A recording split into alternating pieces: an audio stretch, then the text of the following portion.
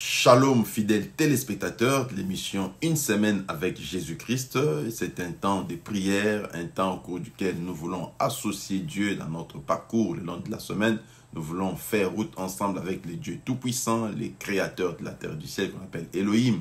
Parce que la Bible dit, avec Dieu, nous ferons des exploits. Alors j'aimerais que vous soyez vraiment très concentrés pour qu'ensemble avec vous, nous puissions passer du temps dans la présence du Très-Haut. À la présentation de cette émission, c'est l'homme de la continuité, Patrick Alala, votre humble serviteur. Que les dieux de Dieu vous bénissent et que vous bénissent abondamment. Nous sommes donc partis pour ces temps de prière sous un thème très important dénommé l'impact des bonnes œuvres. Oui, les bonnes œuvres doivent parler, mais nous devons aussi savoir comment les faire parler.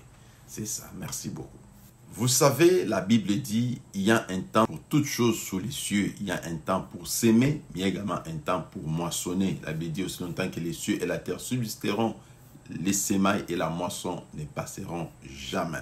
Alors mes frères et sœurs, on sème en parole, on peut s'aimer en acte, on peut s'aimer en comportement, on peut s'aimer en finance. Il y a plusieurs types de semailles, mais c'est à vous de choisir quel type de semailles s'aimer en quelle saison. Mais maintenant, là, aujourd'hui, nous ne sommes pas en train de parler des semailles seulement, mais nous sommes en train beaucoup plus de vouloir parler de la moisson. Oui, bien-aimé Seigneur, quand vous avez sémé des bonnes œuvres, attendez-vous à recevoir ou à récolter aussi des bonnes choses. Quand vous avez fait du bien aux gens, attendez-vous également à recueillir des bonnes œuvres, des bonnes actions de la part des autres. C'est comme ça, ça fait partie des principes de la vie. Et la Bible nous le recommande. Maintenant, mes frères et sœurs en Christ, pourquoi nous voulons prier par rapport à l'impact des bonnes œuvres? Il y a des moments où vous avez fait du bien aux gens, mais par contre, vous vivez le calvaire. Vous vivez des moments difficiles et les choses semblent ne pas marcher dans votre vie. Il y a des moments comme ça. Alors, c'est pourquoi nous organisons ce genre de prières pour que si tel est le cas pour vous, vous sachiez que faire. Oui, mes frères et sœurs en Christ, il y a des moments où directement vous recevez la récompense des bonnes œuvres parce que vous avez sémé des bonnes actions. Il y a également des moments où, au lieu de recevoir des bonnes œuvres, la vie semble être compliquée. Et en pareille circonstance, il faut faire des déclarations puissantes et influentes qui vont affecter, qui vont influencer le ciel pour que celui-ci puisse vous libérer la vraie récolte correspondante à vos œuvres, les bonnes œuvres. C'est-à-dire quoi? Vous avez fait du bien, mais vous remarquez que votre vie est faite de situations difficiles, traverse des moments difficiles, vous récoltez la souffrance, la galère, la mort, la maladie, etc. En ces moments-là, il faudrait maintenant que vous, en tant que fils ou fille de Dieu, vous puissiez activer, n'est-ce pas, le ciel en le bousculant, n'est-ce pas, à travers des paroles ou des déclarations comme celles que nous allons faire le long de ce moment de prière. Dans les Saintes Écritures, on a vu des gens qui ont traversé des moments comme ça. Les gens qui ont fait du bien aux gens, qui ont tellement soutenu les gens, à un moment donné, ils se sont retrouvés morts. À l'instar de Tabitha Dorcas. La Bible dit, elle faisait du bien aux gens, elle soutenait les femmes qui étaient démunies. Mais la Bible dit un jour, je ne sais pas si elle était tombée malade ou comment, mais elle est quand même morte. Tabitha est décédée. C'est-à-dire, quelqu'un qui fait du bien, mais se retrouve en train d'être mal payé, entre guillemets. Une surprise désagréable qu'on appelle la mort qui frappe à votre porte. Et voilà qu'elle est décédée. C'est comme si la nature n'avait pas respecté les principes de la vie. Les principes qui consistent à ce que c'est que tu auras sémé, c'est que tu vas moissonner. Mais la Bible dit, il y a eu des humains, des fils et des filles de Dieu, chrétiennes, qui étaient là, auxquels la dame, la pauvre ou la défunte avait fait du bien, qui n'ont pas laissé passer l'acte comme ça. Ils se sont rassemblés, elles se sont rassemblées, elles ont poussé des cris. Elles ont commencé à pleurer et en poussant des cris qui rappelaient les bons souvenirs de Tabitha Dorcas. La Bible dit, ils se sont mis à crier en pleurant auprès de Dieu, en rappelant Dieu des bonnes œuvres de Tabitha Dorcas. Le ciel s'est mobilisé, entre autres, entre guillemets, je dirais, le ciel fut influencé, affecté positivement par les cris de ces femmes pleureuses qui étaient en train de crier, rappelant à Dieu les bons souvenirs qu'ils avaient ou qu'elles avaient de Dorcas Tabitha. Dieu envoya son serviteur qui vint ressusciter Dorcas Tabitha. Elle fut ressuscitée d'entre les morts. Voyez-vous, et pour qu'il s'accomplisse les saintes écritures qui disent, c'est qu'un homme aura sémé, il le moissonnera. Le temps me manquerait également pour vous parler d'un autre roi, qu'on appelle le roi Ézéchias, qui à son époque aussi, il avait également construit des temples, des synagogues pour la gloire de Dieu. Mais la Bible dit, l'ulcère frappa à sa porte. Il fut frappé d'une ulcère mortelle. Et le prophète Ésaïe venait même lui dire que non, prépare-toi parce que tu vas bientôt mourir. Donc c'était le contraire de ce qu'il avait fait. Il avait fait du bien, mais au lieu de moissonner le bien, voilà, c'était la maladie qui était son partage. Et lorsque la mort commençait à guetter, n'est-ce pas, à sa porte, monsieur, le roi Ézéchias, il s'est enfermé dans la chambre. Il a également ouvert sa bouche. Il a élevé sa voix pour faire ce genre de prières que vous et moi, nous voulons faire maintenant. Pour dire à Dieu, Seigneur, souviens-toi, rappelle-toi des bons souvenirs, rappelle-toi des bonnes œuvres et fais quelque chose. Seigneur, notre Dieu, ne me paye pas en monnaie des singes. Paye-moi par rapport à mes œuvres. Je ne mérite pas une mort précoce. Seigneur, je ne mérite pas que l'ulcère puisse m'emporter. Souviens-toi de mes biens, de mes bienfaits. Oui, bien aimé Seigneur, c'est la prière qu'on va faire.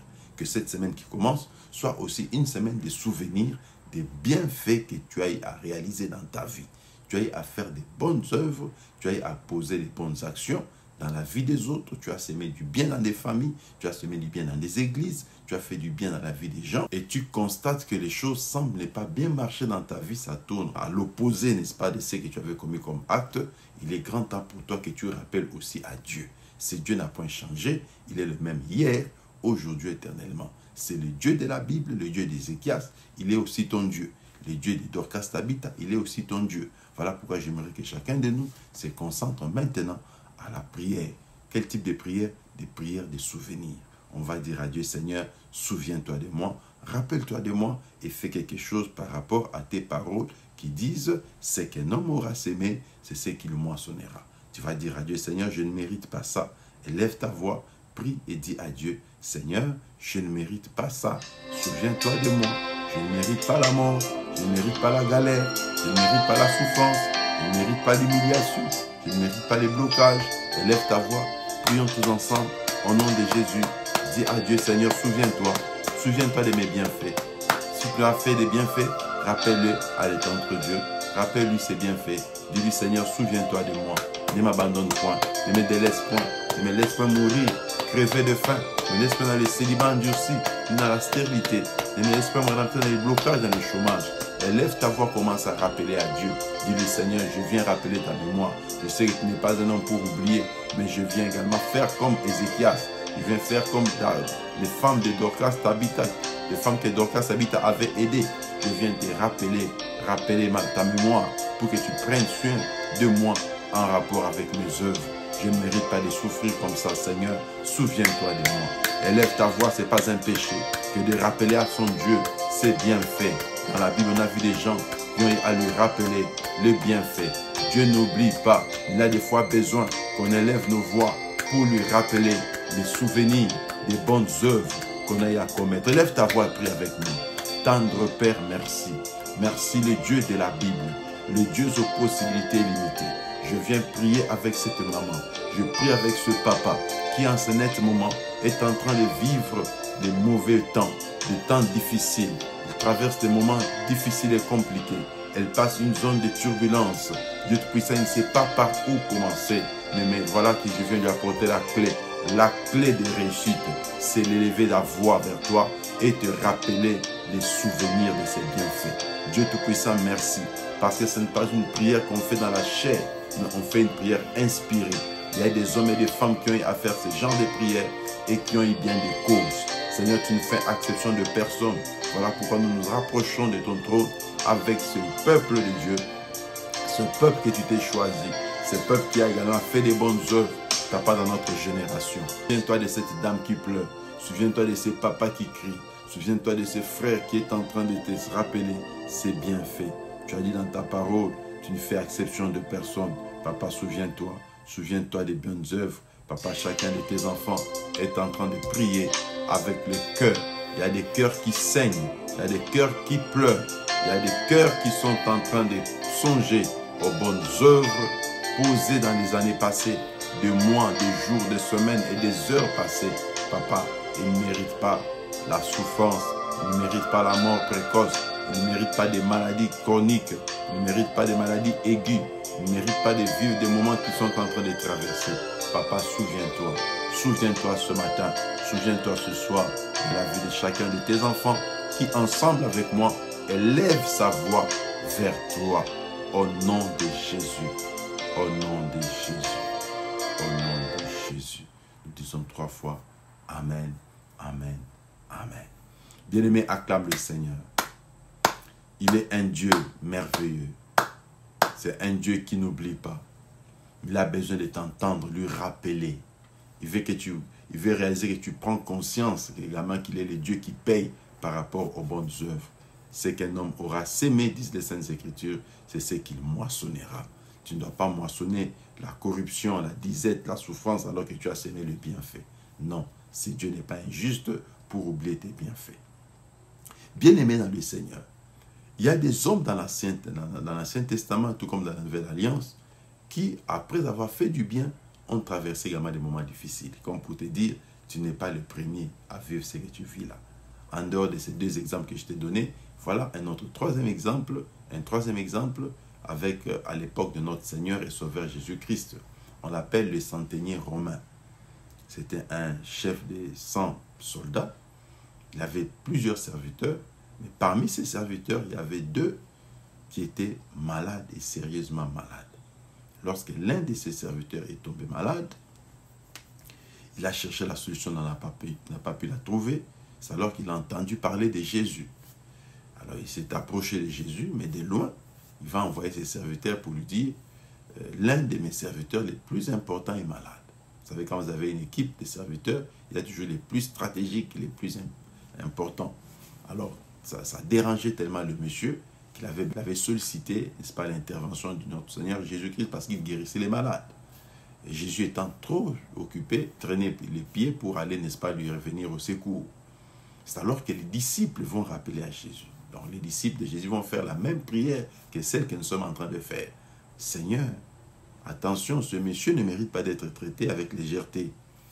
C'est un grand homme. Il a fait des bonnes œuvres. Il a construit des synagogues. Il a contribué à l'épanouissement de l'évangile. C'est quelqu'un qui ne doit pas être négligé. Il fallait que tu le prennes, que tu le traites avec beaucoup de sérieux et de considération. Et la Bible dit, aussitôt, Jésus changea l'attitude. Il n'a plus traîné les pieds. Il a résolu les problèmes de ces centeniers romains parce que les disciples lui ont rappelé les souvenirs les meilleurs de ce monsieur. Ils lui ont rappelé les bonnes œuvres posées par ces messieurs, la construction des temples, des synagogues. Je ne sais pas qu'est-ce que tu as eu à faire comme bienfait. N'as-tu pas soutenu des orphelins un jour dans ta vie? N'as-tu pas soutenu des veuves et des veufs? N'as-tu pas assisté des malades à l'hôpital? Est-ce qu'un jour il t'est arrivé dans ta vie d'aller en prison, assister les prisonniers et leur apporter de la nourriture? Est-ce que tu as fait un tour à l'hôpital pour voir les malades, ceux qui souffrent de cancer? Est-ce que tu as donné la contribution du sang parce que tu as un groupe sanguin positif ou bien tu es un donateur de sang? Est-ce que tu as soutenu des campagnes d'évangélisation? Tu as soutenu un ministère d'un homme de Dieu puissant et craignant Dieu? Est-ce que tu as fait du bien à tes membres de famille, amis et connaissances? Toutes tes bonnes œuvres doivent peser sur la balance de Dieu et elles doivent affecter le ciel pour que celui-ci te produise la pluie, de la rosée, de la bénédiction, du succès et de la réussite. Tu ne mérites pas cette vie que tu es en train de mener. C'est pourquoi je viens te stimuler pour qu'ensemble avec vous, nous puissions faire des prières, nous puissions rappeler la mémoire de Jésus, comme les apôtres l'ont fait en faveur du centenier romain. Et ces genres d'écrits ont toujours payé. Ça a payé à l'époque de Dorcas Tabitha. Ces genres d'écrits ou de déclarations ont payé à l'époque du centenier romain. Ces genres de prières ont également payé à l'époque d'Ézéchias. C'est pourquoi j'aimerais que tu élèves ta voix pour dire, Seigneur, que ces cris puissent également payer à ma génération, à mon époque, à ma période, en ce qui me concerne. Est-ce que tu peux maintenant prier avec foi pour dire à Dieu, Seigneur, fais tomber la pluie de la bonne saison, de la bonne récolte en rapport avec mes bonnes œuvres. Élève ta voix, prie, dis à Dieu, Seigneur, fais pleuvoir la pluie de bénédiction Plus question de désert dans ma vie, plus question de maladie, plus question de souffrance, plus question de stérilité, plus question d'instabilité, plus question de chômage, de célibat endurci. Seigneur, change ma saison de sécheresse, qu'elle soit changée en saison de saison fructueuse. Change ma saison de blocage en saison d'épanouissement, de grandes ouvertures. Ouvre mes portes qui étaient fermées. Agis dans ma vie. Interviens, Saint Dieu. Ouvre-moi des portes. Rends-moi au large. Fais quelque chose de précieux et de particulier dans ma vie. Élevons nos voix. Prions au nom du Seigneur Jésus. Dieu Tout-Puissant, nous voici. Nous voici encore dans ta présence. La prière élevée de mon cœur. Que tu sois le Dieu qui agit. Le Dieu qui entend les pleurs. Le Dieu qui entend les cris. Comme tu as entendu les centeniers romains qui demandaient que tu guérisses son fils, son serviteur qui était malade. Et voilà que les apôtres ont fait des cris comme les miens, comme ceux que je suis en train de faire maintenant. Je vais également te prier de te rappeler de moi. Souviens-toi de Patrick, de toutes ses bonnes œuvres. Souviens-toi de mes bonnes œuvres, des soutiens des orphelins, des soutiens des veuves, des soutiens des personnes démunies, des grandes croisades d'évangélisation, des actions soutenant ainsi les personnes dans les hôpitaux. Merci de m'avoir assisté dans l'évangélisation mon Rédempteur.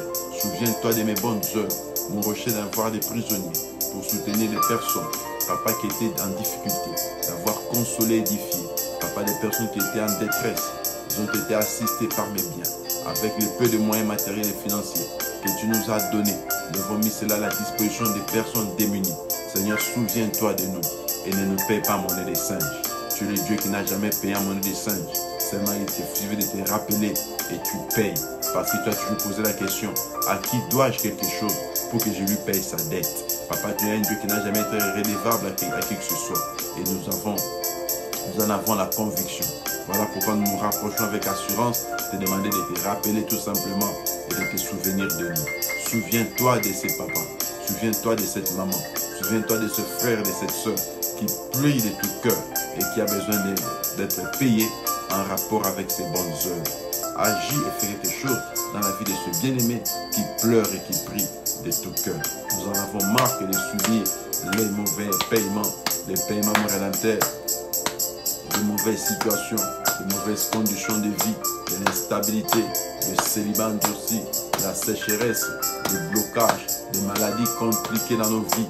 Oh Père, nous ne méritons pas cela. Souviens-toi aussi de nous, comme à l'époque de la Bible, le Dieu du centenier romain, le Dieu de Dorcas Tabitha, le Dieu d'Ézéchias, soit également notre Dieu, soit le Dieu de Patrick, en se souvenant de nous, de nos bonnes œuvres, et que tu nous payes aussi par rapport aux actions et aux œuvres posées.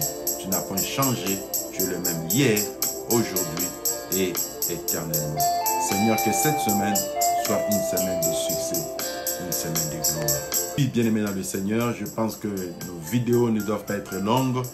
Une semaine de prière, c'est juste quelques sujets de prière le long de la semaine pour que Dieu nous accompagne par rapport à cet élan, par rapport à cette vision. Et la vision de la semaine d'aujourd'hui, c'est la semaine des souvenirs. Je déclare au nom précieux de Jésus que toutes tes bonnes œuvres ne passeront pas dans l'oubliette. Dieu Tout-Puissant se souvient de toi, que mon Dieu se souvienne de tes actes, il se souvient de tes bonnes œuvres et qu'il te récompense. Oui, tu seras récompensé. Rentre dans cette semaine en train de vivre des exploits afin de palper les bienfaits de Dieu et la rémunération. N'hésite pas à témoigner lorsque tu verras les bienfaits de Dieu dans ta vie par rapport à ces sujets de prière. Oui, que les portes s'ouvrent devant toi et que tu témoignes. N'oublie pas de nous appeler au plus 1 331 262 49 03. Encore une fois, plus 1 331 262 49 03 pour partager avec nous ton témoignage. Parce que je suis plus que rassuré que cette semaine, mon Dieu te payera. Il t'ouvrira des grandes portes. Il va essuyer tes larmes. Et tu vas comprendre qu'effectivement, il est le Dieu qui donne une bonne récolte à celui qui a fait une bonne sémence. Il paye convenablement les personnes qui ont posé des bonnes œuvres et qui ont sémé des bonnes sémences. C'est un Dieu fidèle. Il n'abandonne pas les siens. Il ne te délaissera pas. Il ne t'abandonnera jamais. Regarde tout simplement la rétribution que tu auras le long de cette semaine par rapport à ce cri d'alarme que tu viens de sonner à ses oreilles. Mon Dieu là ne t'oubliera pas, il te payera. Alors une fois que tu as été payé, que Dieu t'a visité, tu as souri, Dieu t'a fait sourire, n'hésite pas de partager avec nous ce témoignage parce que nous savons le Dieu en qui nous avons fait confiance et le Dieu que nous servons. Que mon Dieu vous bénisse. vous bénisse abondamment. Cliquez sur j'aime, commentez et partagez cette vidéo. Que mon Dieu vous bénisse abondamment. On se retrouve très prochainement dans un nouveau numéro